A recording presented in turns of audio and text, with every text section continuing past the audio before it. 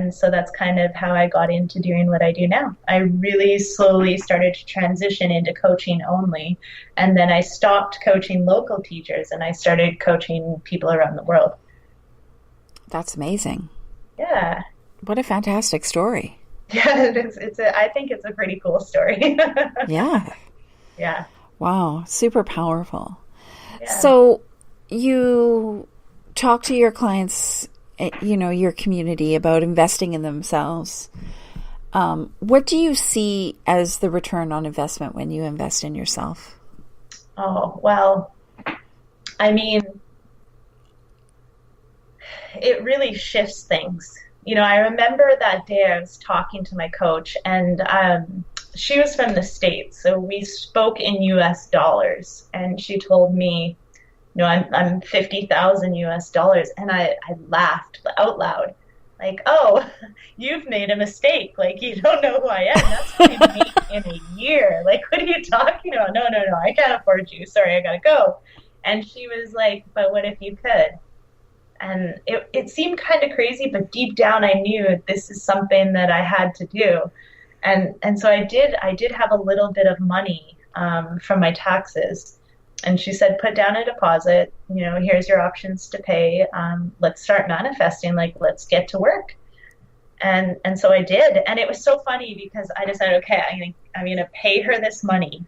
And I tried to pay it online through Venmo, and those systems don't interact internationally. Mm-hmm. And then I tried to EMT her. That wouldn't work. I tried to do all of these things, and it wasn't working. And so I took that as a sign, this is a big no. And we started talking, and she said, listen, like, you need massive action, not just manifestation. This money is not going to fall into your lap. So you need to do some work. And I was like, okay. And she said, like, go to the bank and wire me this money. And so I remember getting in the car, and, my guy was not happy I was doing this. And my kids weren't happy I was doing it. And right. I was driving to the bank, and I hit every single red light along the way. Wow. And I get to the bank, and there's a massive lineup. And everything is like screaming at me in my head, no. But I just, like, something deep down was like, yes. And so I get up to the teller, and I'm going to wire her this money. And she goes, do you know this person? And I'm like, no. And she goes, well, once we send the money, you can't ever get it back. You know that, right? And I'm like, oh my gosh, like, everything is telling me no. But I was like, I know. And I sent it, and it shifted things really in my life. It shifted everything. I'm so glad I did it, but it was the scariest thing I ever did.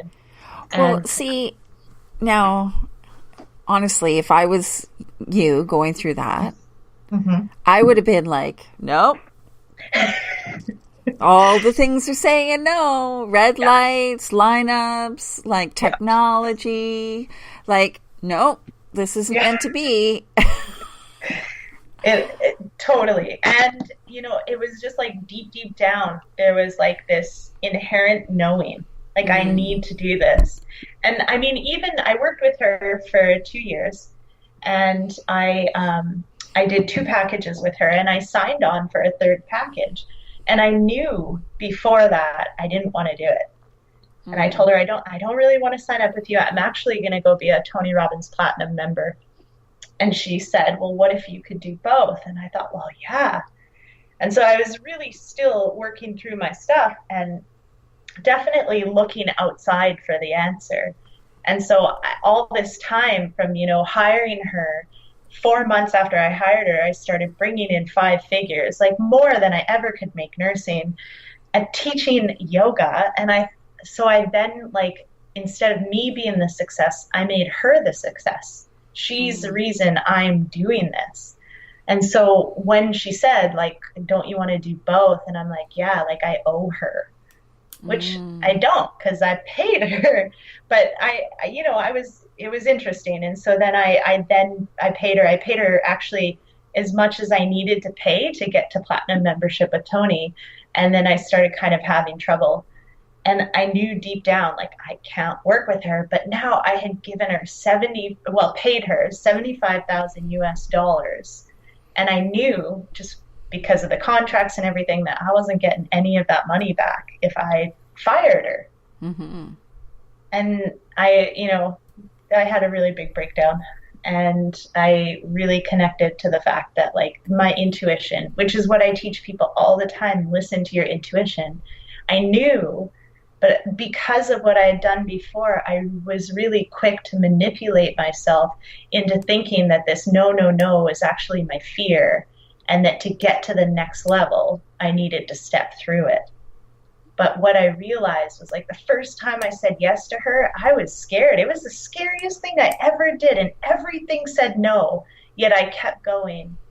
And the second time around, I didn't want to do it, yet I kept going. And that only allowed me to go so far. Surprisingly enough, the first time I said yes to her, I put down a deposit, and within 3 months, I'd paid her in full. Right. Yeah, see, I think you bring up some really good points there, right? Like, the looking outside of yourself for the answer is a big thing to me. I've come to know that in my own personal development, and I find myself in that position with people where I'm like, too many outside influences here. Like, you've got to go within. Mm-hmm. Got to check in with yourself and be willing to be honest with yourself, because sometimes I remember somebody telling me you can manipulate your pendulum. And I was like, no, I can't. But then I totally did. Right? I'm like, well, I'm going to try this out. And it's the same thing, right? Like, I can say I'm looking in, like I'm looking within, but actually I'm still searching for that answer outside. That's a really powerful story. And those are super big numbers that would terrify pretty much everybody. Yeah. Right? Yeah. So, how does it make you feel when you tell that story and like the reality of the choices you've made and the changes you've made in your life sink in? How does that feel? I mean, it feels amazing. My coach but my coach is, or my ex-coach, because I don't work with her anymore, is a very amazing coach. And when I did listen to myself, I did end up firing her.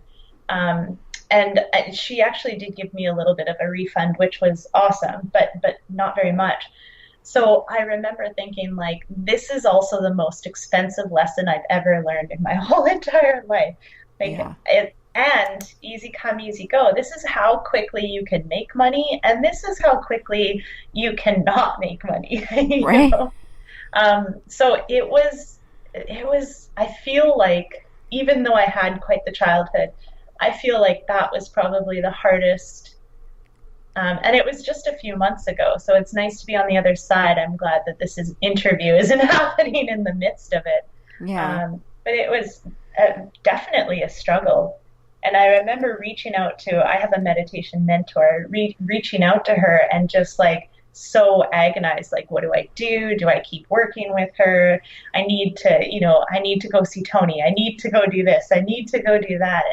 And she kept saying, like, listen, stop telling me quotes from Tony Robbins and Bob Proctor, and like, stop with all of this outside seeking and just be quiet and sit with yourself. Right. And I realized, like, I'm telling people to do this all the time. And here I am, out of alignment, out of integrity, because I'm not sitting. What I'm doing is I'm getting drawn into suffering and pain. And I'm forgetting to do what's important, like meditate every morning. I'm forgetting to listen to that voice inside me, and the voice is saying, don't work with her no matter what. And so I love that it happened, and I love that it's over. Mm-hmm. Yeah. Well, sometimes, like, to me, this is, if we're talking about manifesting and, the infinite field of abundance, well, this is a great example. As much as you gave you gave money to her, money flowed to you and will continue to. Right. right? So, I remember you and I talking at the same time as well, and Yep. being like, as fast as it comes, it will go, and you gotta let it go, Yeah. And, right? I love the piece of faith. And I literally just told this story, but we always laugh the Bible by Clint because I never really read the Bible, but I have some good stories that I really like to kind of touch on. And it's a story about Moses walking through the desert. And, he's got Hebrews with him, and they're wandering for like 40 years looking for the promised land. And they're in the desert, so there's nothing. There's no water, there's no food. And one of the guys comes to them and says, like we're thirsty, we're hungry, the horses are gonna die, like we need water. And Moses says, well, pray. And so he prays, and then he comes back and he's like, okay, we all prayed, but there's still no rain. And Moses says, well, if you prayed for rain, then where are the ditches? And so there's this really big piece because we always, like, I hear so many people talk about manifesting and so many people talk about faith, but faith means that like if you're asking for it, you're asking God for help or the universe, that you're going to get it. And this is the piece that is a disconnect and out of alignment that I believe, it's totally my opinion, is really inherent in most people, is that they want to believe.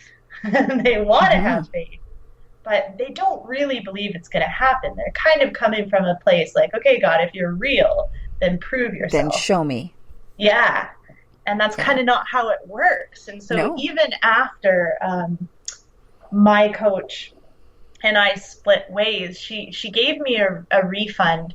And that refund is basically what I lived off of for the next 3 months. I was in breakdown. I didn't take on any new clients because I didn't feel that I was in a place where I could serve.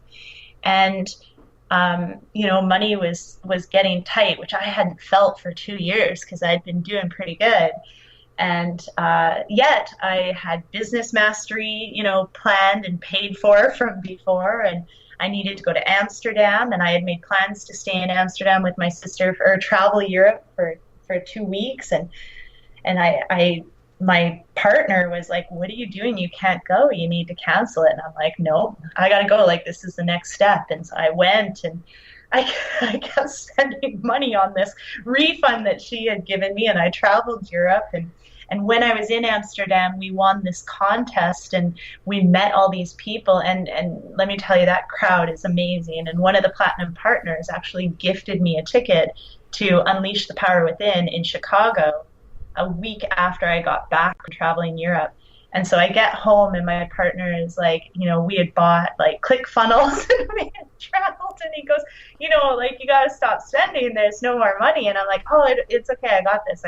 But I'm leaving for Chicago. And he's like, no, you're not. Like, please don't do this. And I'm like, listen, like, I got this. Just trust me.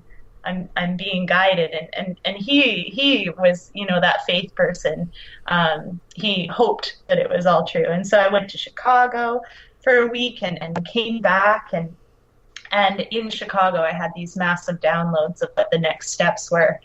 Had I not gone to Chicago, had I not continued to invest in myself, I don't know where I would be or what would be happening. But as soon as I came back, I put all of those things into action, and then boom, in $11,000 one day, paying the bills, like, amazing. And I kept going because I just know I have faith, and therefore I'm going to be okay.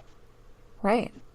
Because when you are living in your highest purpose, serving at your highest purpose, in alignment with the piece of you inside that is part of the universe or God, whatever it is for you, of course the money would be there. Like, it's not even a thought. Right? Like, I strongly believe that.